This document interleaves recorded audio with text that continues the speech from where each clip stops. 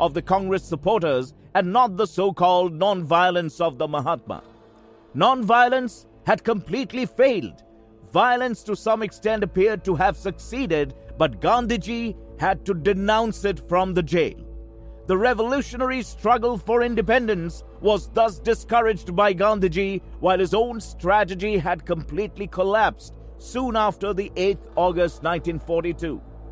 By this time, Mr. Subhash Chandra Bose, who had mysteriously escaped from India early in January 1941, had already arrived in Japan after reaching Berlin through Afghanistan. The way in which Mr. Subhash Chandra Bose escaped from Calcutta in January 1941 and the hardships and sufferings which he had to undergo on his way through the Indian frontier to Kabul and thence after to Berlin are vividly described by Mr. Uttam Chand in his book When Bose Was Ziauddin. The courage and tenacity with which Bose faced all privations, all dangers, all difficulties, eventually reaching Berlin, made the most thrilling and romantic reading.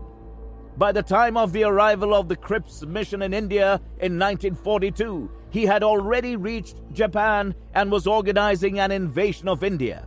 Before Subhash left Germany, Hitler had invested him with the title of His Excellency, and on reaching Japan, he found the Japanese ready to assist him against the British in the invasion of the country.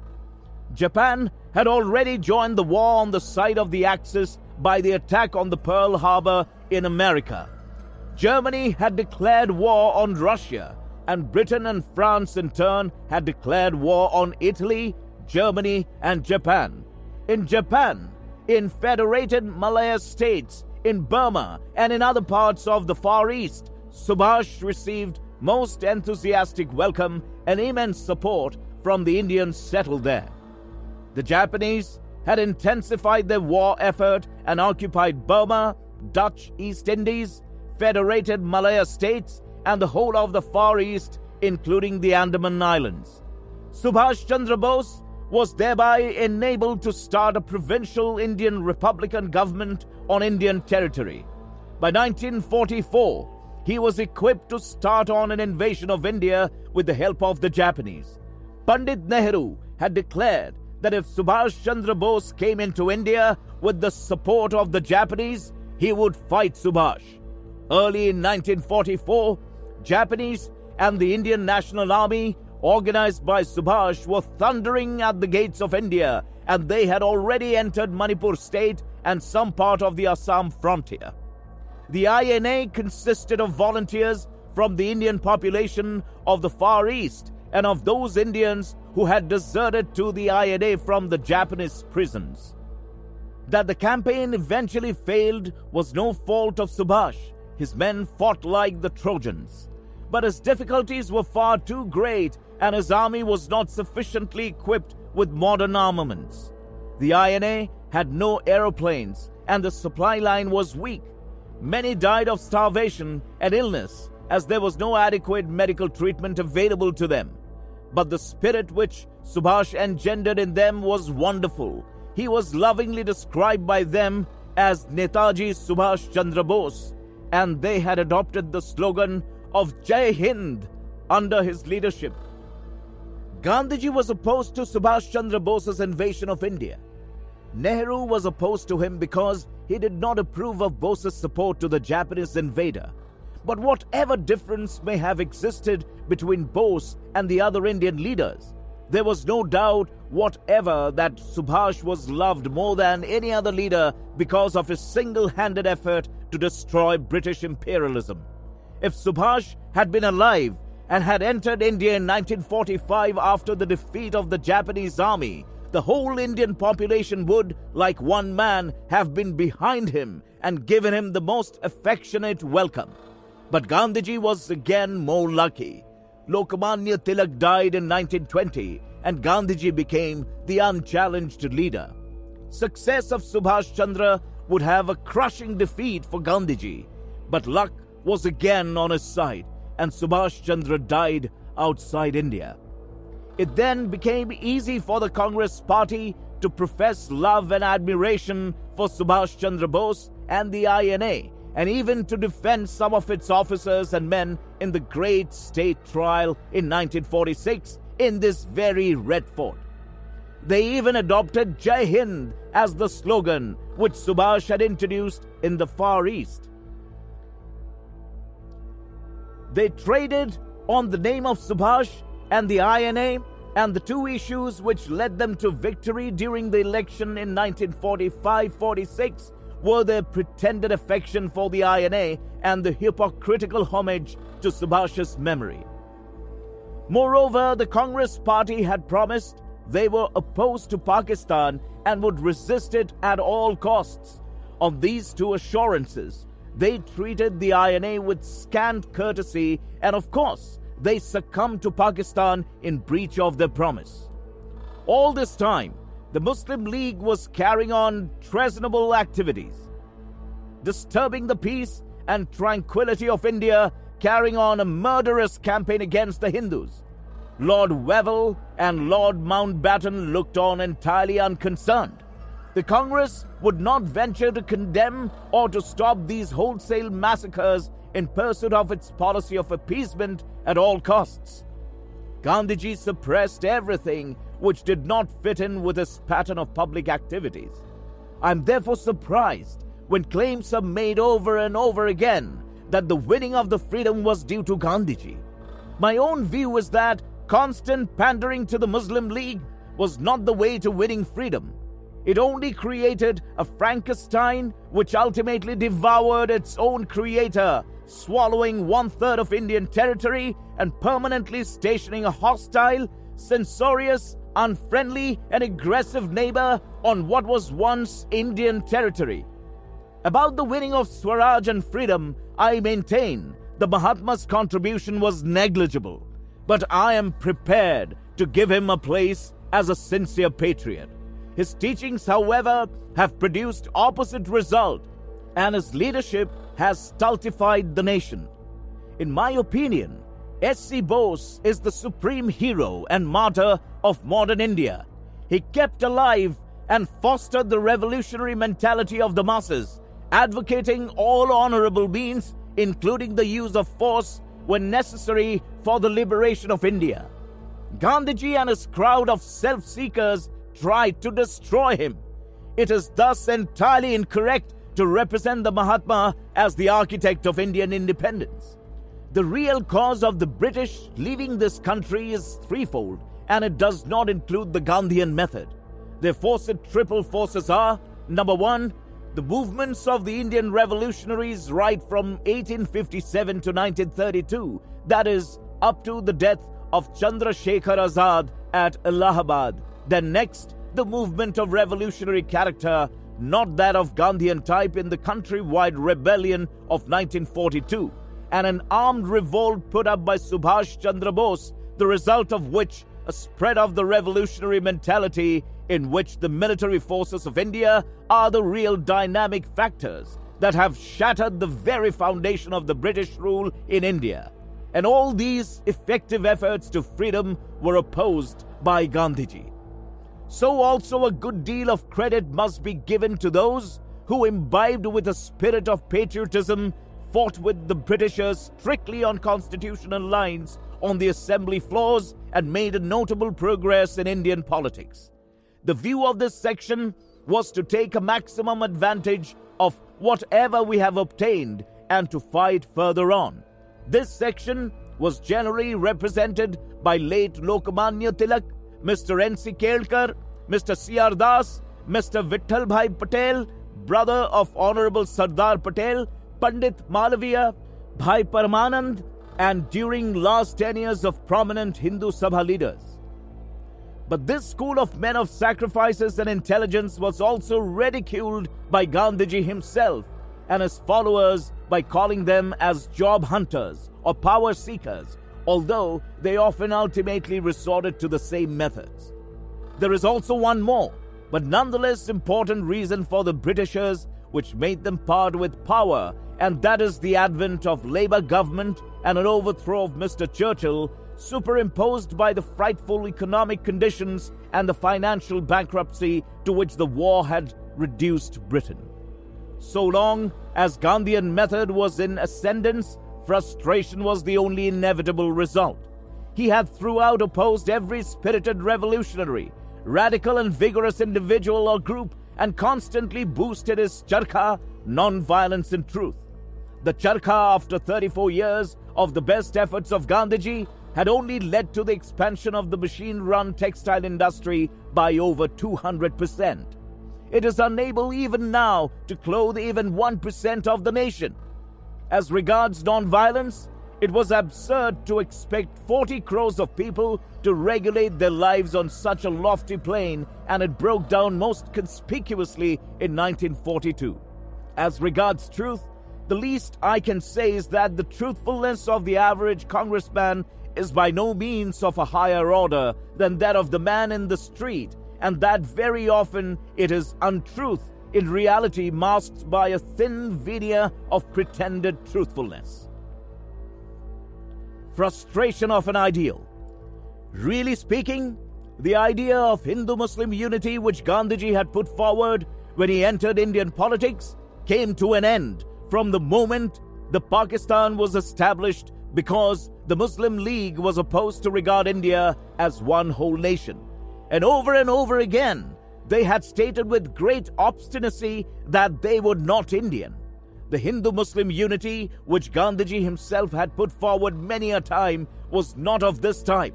What he wanted was that they both should take part in the struggle for independence as comrades.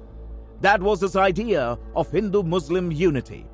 The Hindus followed Gandhiji's advice, but the Muslims on every occasion disregarded it and indulged in such behavior as would be insulting to the Hindus, and at last it has culminated in the vivisection and division of the country. The mutual relations of Gandhiji and Mr. Jinnah are also worthy of note. When Mr. Jinnah, who was once an ardent nationalist, became rank communalist from 1920 and onward. Since then, he put forward one evident and clear fact, that it was his intention to look to the interest of the Muslim community, and that the Muslims should not at all rely upon the Congress and Congress leaders, that the Muslims should not support the fight for freedom along with the Congress. Mr. Jinnah had also openly demanded Pakistan. He has preached these doctrines quite openly. He has deceived no one as far as principles are concerned. His was the behavior of an open enemy. He could talk of vivisecting this country with ease and wholly unfettered tongue. Gandhiji had seen Mr. Jinnah many a time and called upon him. Every time he had to plead to him as Brother Jinnah. He even offered to him the premiership of the whole of India, but there was not a single occasion on which Mr. Jinnah had shown any inclination even to cooperate. Gandhiji's inner voice, his spiritual power, and his doctrine of non-violence, of which so much is made of, all crumbled before Mr. Jinnah's iron will and proved to be powerless. Having known that with his spiritual powers he could not influence Mr. Jinnah, Gandhiji should have either changed his policy or should have admitted his defeat and given way to others of different political views to deal with Mr. Jinnah and the Muslim League. But Gandhiji was not honest enough to do that. He could not forget his egoism or self, even for national interest. There was thus no scope left for the practical politics, while the great blunders as big as the Himalayas, were being committed. Constantly for nearly 1 year after the horrible Noakhali massacre, our nation was as if bathing in the pool of blood. The Muslim indulged in horrible and dreadful massacre of humanity, followed by reactions from Hindus in some parts. The attacks of Hindus on Muslims in the East Punjab, Bihar or Delhi were simply acts of reaction. It is not that Gandhiji did not know that the basic cause of these reactions was the outrages on Hindus by the Muslims in the Muslim majority provinces.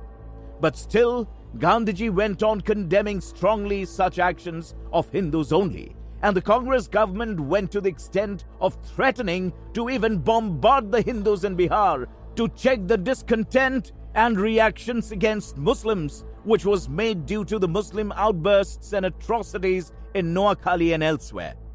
Gandhiji had often advocated during the course of his prayers that the Hindus in India should treat the Muslims with respect and generosity, even though the Hindus and Sikhs in Pakistan may be completely massacred. And though Mr. Surawadi may be the leader of the Gundas, he should be allowed to move about freely and safely in Delhi. This will be evident from extracts given below from Gandhiji's post-prayer speeches. We should, with a cool mind, reflect when we are being swept away. Hindus should never be angry against the Muslims, even if the latter might make up their minds to undo even their existence.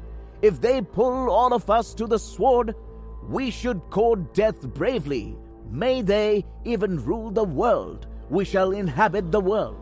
At least we should never fear death. We are destined to be born and die. Then why need we feel gloomy over it? If all of us die with a smile on our lips, we shall enter a new life. We shall originate a new Hinduism. 6th April 1947.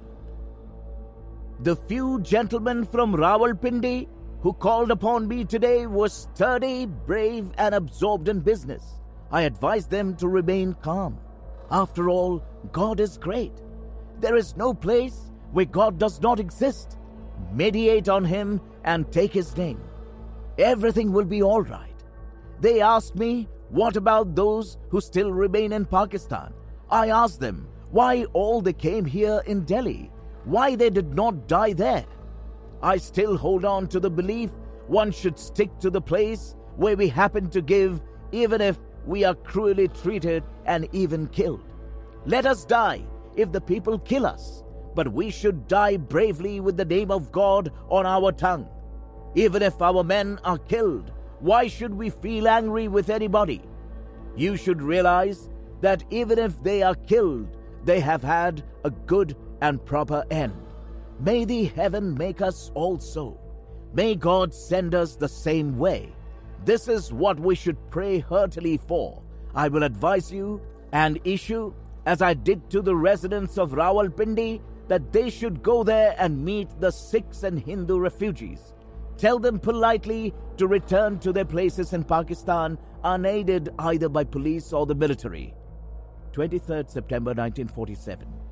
Not one of those who have died in Punjab is going to return.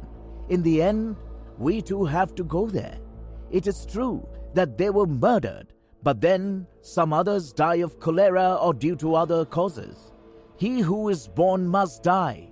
If those killed have died bravely, they have not lost anything but earned something. But what to do with those who have slaughtered people is a big question. One may concede that to err is human. A human being is a bundle of errors. In Punjab, our protection is due to them, British troops. But is this protection? I want, even if a handful of persons should protect themselves, they should not be afraid of death. After all, the killers will be none other than our Muslim brothers. Will our brothers cease to be our brothers after change of the religion? And do we not act like them?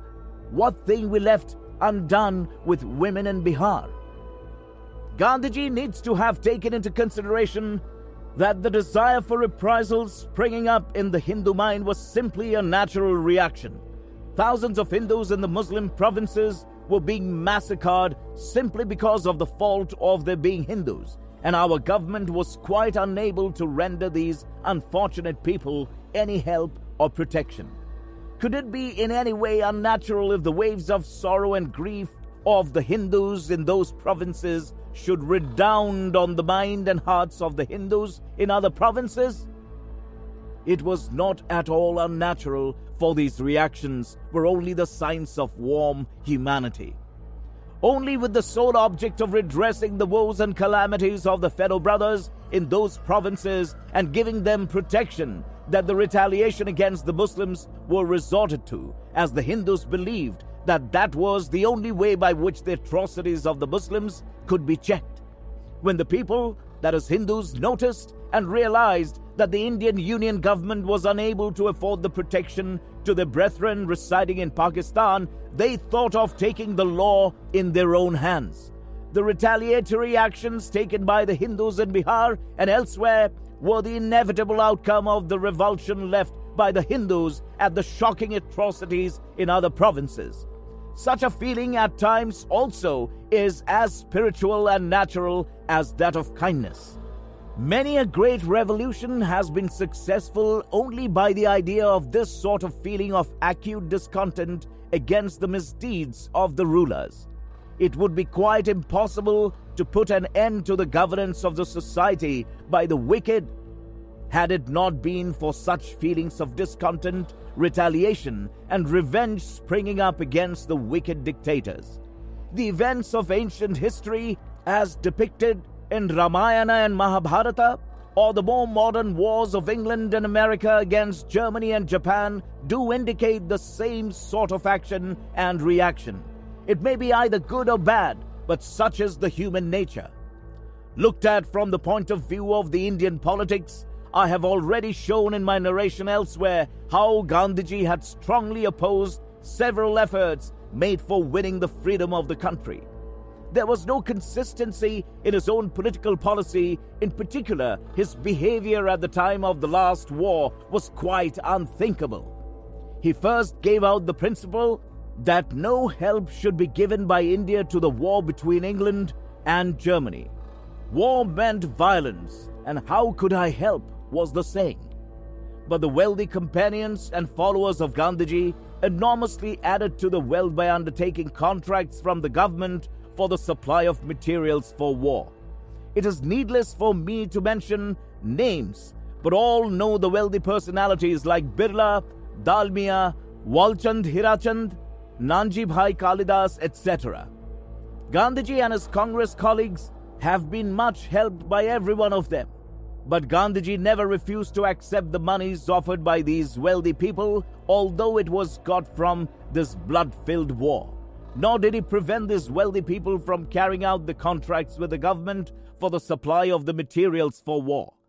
Not only that, but Gandhiji had given his consent to taking up the contract for supplying blankets to the army from the Congress Khadi Bhandar. Gandhiji's release from jail in 1944 was followed by the release of other leaders also, but the government had to be assured by the Congress leaders of their help in the war against Japan. Gandhiji not only did not oppose this, but actually supported the government proposal. In Gandhiji's politics, there was no place for consistency of ideas and reasons. Truth was what Gandhiji only could define. His politics was supported by old superstitious beliefs such as the power of the soul, the inner voice, the fast, the prayer, and the purity of mind. Gandhiji had once said, "Freedom got from non-violence 1,000 years later is preferable to the freedom got today by violence." Whether he acted as he said, or whether his actions and sayings were diametrically opposed to each other can be inferred to some extent from the example cited above. A recent example of the inconsistency of his doctrine of non-violence is worth being noted in particular. The problem of Kashmir followed very closely that of Pakistan. Pakistan had begun a dreadful invasion to conquer and gulp down the Kashmir. The Maharaja of Kashmir had asked for help from the Nehru government, and the latter in return agreed to do so on the condition that Sheikh Abdullah would be made the chief administrator. On every important matter, Pandit Nehru had consulted Gandhiji. There was every chance of partiality being done, Kashmir being the birthplace of Pandit Nehru. And to give no way to this partiality, Pandit Nehru consulted Gandhiji about sending military help to Kashmir, and it was only on the consent of Gandhiji that Pandit Nehru sent troops for the protection and defense of Kashmir. Pandit Nehru himself has told this in one of his speeches. Our political leaders knew from the very beginning that the invasion of Kashmir by the raiders was supported by Pakistan, and it was therefore evident that sending help to the Kashmir meant waging war directly against Pakistan. Gandhiji himself was opposed to the war with arms, and he has told this to the entire world again and again. but he gave his consent to Pandit Nehru to send army in Kashmir. The only conclusion that could be drawn from what is happening in Kashmir is that today, after the attainment of freedom for the partitioned India, that under Gandhiji's blessings, our government has resorted to the war where man-killing machinery is being used. Had Gandhiji a firm belief in the doctrine of non-violence, he should have made a suggestion for sending satyagrahis instead of the armed troops and tried the experiment. Orders should have been issued to send takalis in place of rifles and spinning wheels, that is, charkhas instead of the guns. It was a golden opportunity for Gandhiji to show the power of his satyagraha by following his precept as an experiment at the beginning of our freedom. But Gandhiji did nothing of the sort. He had begun a new war by his own will at the very beginning of the existence of free India. What does this inconsistency mean? Why did Gandhiji himself so violently trample down the doctrine of non-violence he had championed? To my mind, the reason for his doing so is quite obvious, and it is that this war is being fought for Sheikh Abdullah. The administrative power of Kashmir was going in the hands of Muslims, and for this reason, and this reason alone, did Gandhiji consent to the destruction of the raiders by armed forces. Gandhiji was reading the dreadful news of Kashmir war, while at the same time fasting to death only because a few Muslims could not live safely in Delhi. But he was not bold enough to go on fast in front of the raiders of Kashmir, nor had he the courage to practice satyagraha against them. All his fasts were to coerce Hindus. I thought it rather a very unfortunate thing that in the present 20th century, such a hypocrite should have been regarded as the leader of all India politics. The mind of this Mahatma was not affected by the attacks on the Hindus in Hyderabad state. And this Mahatma never asked the Nizam of Hyderabad to abandon his throne. If the Indian politics proceeded in this way under the guiding dominance of Gandhiji, even the preservation of freedom obtained today, even though in partitioned India, would be impossible. These thoughts arose in my mind again and again, and it was full with them. As the above incidents were taking place, Gandhiji's fast for the Hindu-Muslim unity was announced on 13th January 1948, and then I lost nearly all my control on my feelings. For the last 4 years, I had been working as the editor of a daily newspaper, and even before this period, I have spent most of my time in the service of the public. As such, therefore, I was in a habit of being in touch with all the Indian political developments. I was fully aware of the idea of the mutual relations among the three political bodies, the Muslim League, the Congress, and the Hindu Mahasabha. The Muslim League had always dubbed the Congress as a Hindu organization, but the Congress leaders were ashamed of being called a Hindu body. The Congressmen felt abused when called communal. Really speaking, if any institution were to look to the interests of a particular community without hindering the growth of national spirit, why should one use the word communal in the sense of an abuse to that institution? It would be proper if an institution seeking the interests of any particular community by destroying the very essence of the national spirit were to be abused as being a selfish, communal-minded body. But the Congress has no such discretion. The Congress has styled both the Muslim League and the Hindu Mahasabha as communal bodies, using the word communal as an expression of abuse. But the thing to be specially noted is that while the Congress has yielded to every demand of the Muslim League, it has not taken due notice of even the purely national policy of the Hindu Mahasabha and has carried on propaganda of distortion against Hindu Mahasabha and its leaders. When the Congress recognized the Muslim League as representing the Muslim community viewed from logical point of view, it would not have been out of place to recognize the Hindu Mahasabha as representing the Hindus, or at least the Congress should openly have declared that it would look to the interests of the Hindus. But the Congress never did that. As a result of all this, in spite of the existence of a very powerful body such as the Muslim League looking after the interests of the Muslims, a few Muslims who were still the members of the Congress also looked after the Muslim interest, whereas there was none to look after the Hindu interest as such. But the Congress, which derided the Hindu Mahasabha by calling it communal, took part in the conference of leaders convened by His Excellency Lord Wavell at Shimla and accepted the principle of 50% representation of the Muslims. Not only that, but at the instance of Gandhiji, the Congress leaders were prepared to be recognized as representatives of caste Hindus.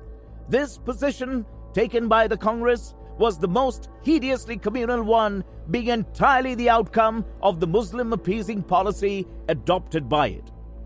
Was the ideal of freedom and independence of India torn by vivisection before the Congress, after the foundation of which our great national, intelligent and sacrificing leaders labored assiduously by keeping before them the ideal of the freedom of the whole nation, sacrificed even their lives for the ideal of achievement of complete democracy, and tried for the mutual cooperation among the major and minor communities of this vast country, and in the freedom fight of which the parts of the Punjab, the Bengal, the Sindh and the NWF province, which now form the Pakistan, were in no way less prominent than any other part of India?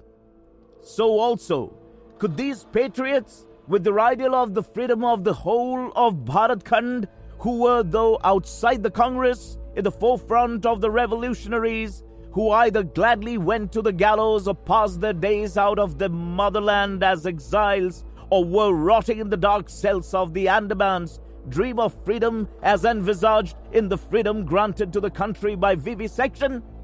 Is it but proper that the reward for their incomparable sacrifices should be in the establishment of a state founded upon blind and fanatic religious faith in one part of the country?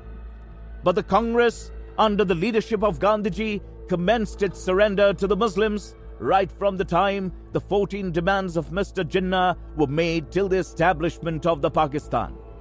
Is it not a deplorable sight for people to see the Congress celebrate the occasion of the establishment of a dominion government in the rest of country shattered and vivisected by the Pakistan in the east and west, and with the pricking thorn of Hyderabad in its midst?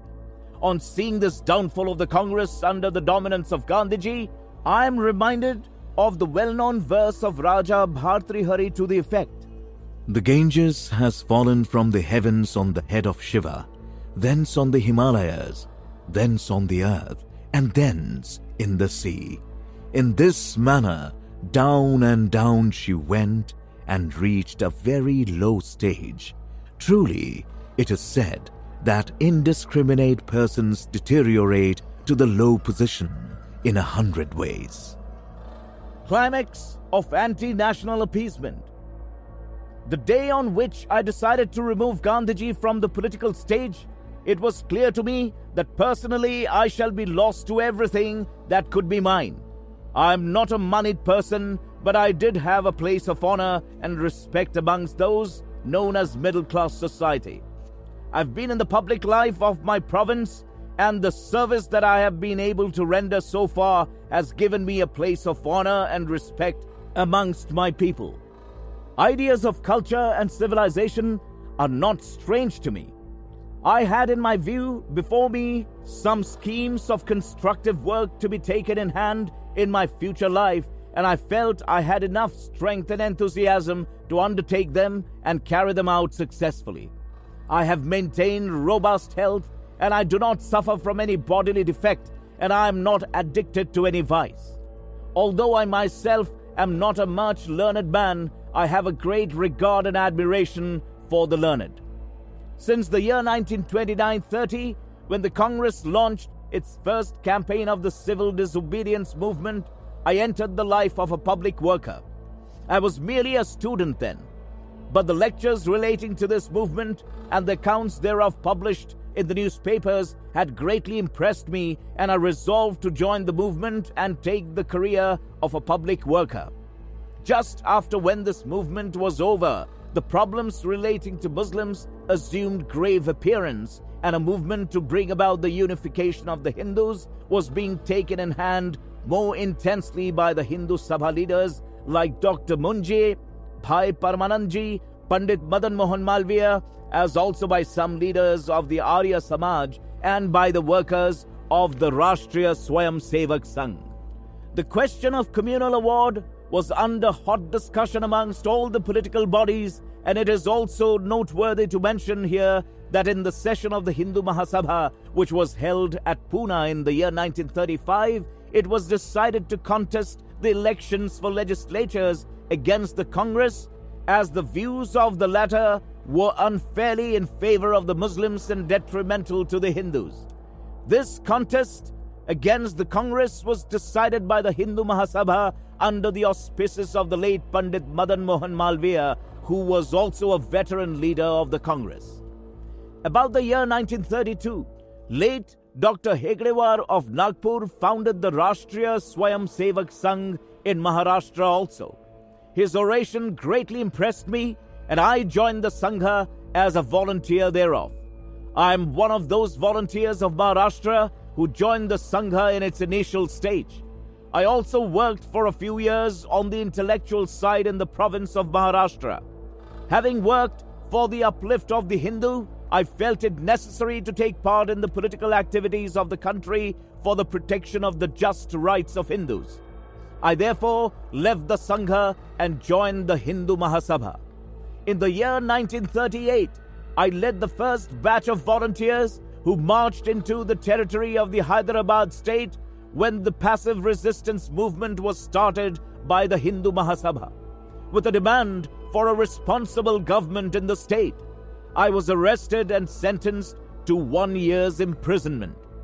I have a personal experience of the uncivilized, nay barbarous rule of Hyderabad, and have undergone the corporal punishment of dozens of cane slashes for the offense of singing the Vande Mataram song at the time of prayer. In the year 1943, the Bihar government had issued a proclamation prohibiting the holding of the Hindu Mahasabha session at Bhagalpur. The Mahasabha resolved to defy this ban as it felt that the action of the government was unjust and illegal. The session was held in spite of all the precautions taken by the government for its prevention. I took a leading part in the preparation for the session, keeping myself underground for nearly a month.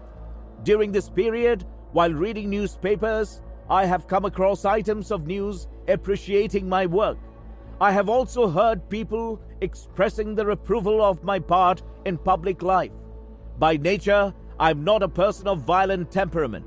The approver Badge in his deposition at page 225 has stated that I took out a knife to stab Mr. Bhopatkar. This statement is totally false. Mr. Bhopatkar is at present leading the lawyers defending the accused. Had I made any such assault as described by the approver, could he have come forward to render us assistance in our defense? If that alleged incident were true, I should have less thought of taking the help of Mr. Bhopatkar. Those who personally know me take me as a person of quiet temperament. But when the top-ranked leaders of the Congress, with the consent of Gandhiji, divided and tore the country, which we consider as a deity of worship, my mind became full with the thoughts of direful anger. I wish to make it clear that I am not an enemy of the Congress. I have always regarded that body as the premier institution which has worked for the political uplift of the country. I had and have my differences with its leaders.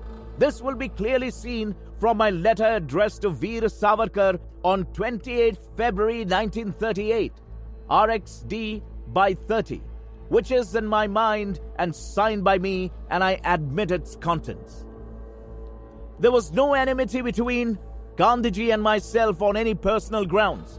To those who speak of Gandhiji's honest motive in supporting Pakistan, I have only to say that I have nothing but the purest interest of our nation at my heart in taking the extreme step against the person of Gandhiji, who was the most responsible and answerable person for the terrible event culminating in the creation of Pakistan. I could foresee the result of my action against the life of Gandhiji and did very well realize that the moment the people come to know about it, they would change their view about me in spite of the circumstances. my status and honor in the society and the sympathies which the people entertained for me will be smashed completely. I fully realized that I would be looked upon as the most despicable fellow in the society. I had a very good idea about fiery attacks that would be launched against me in the press, but I never thought that I could be cowed down by the fire poured against me by the press.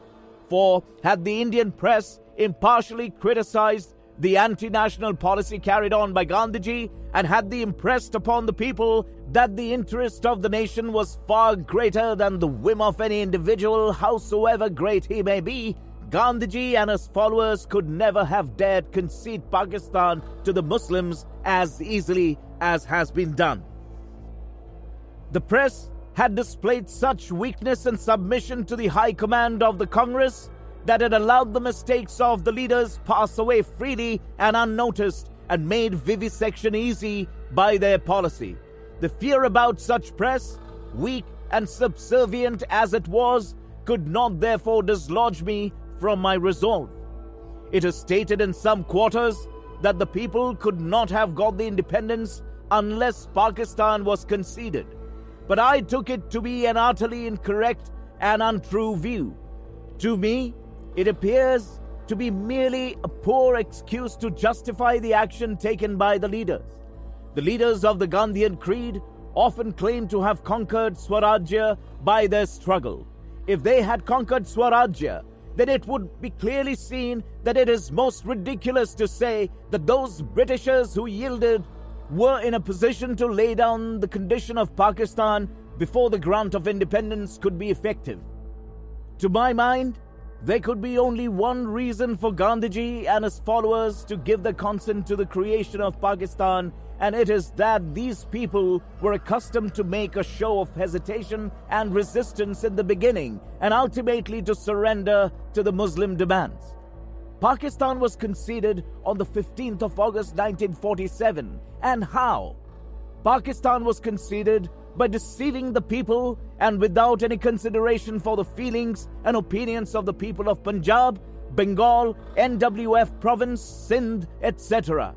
Indivisible Bharat was divided into two, and in one of its parts a theocratic state was established. The Muslims obtained the fruit of their anti-national movements and actions in the shape of Pakistan. The leaders of the Gandhian creed ridiculed the opponents of Pakistan as traitors and communal-minded, while they themselves helped in the establishment of a Muslim state in India, yielding to the demands of Mr. Jinnah. This event of Pakistan had upset the tranquility of my mind. But even after the establishment of Pakistan, if this Gandhian government had taken any steps to protect the interests of Hindus in Pakistan, it could have been possible for me to control my mind, which was terribly shaken on account of this terrible deception of the people.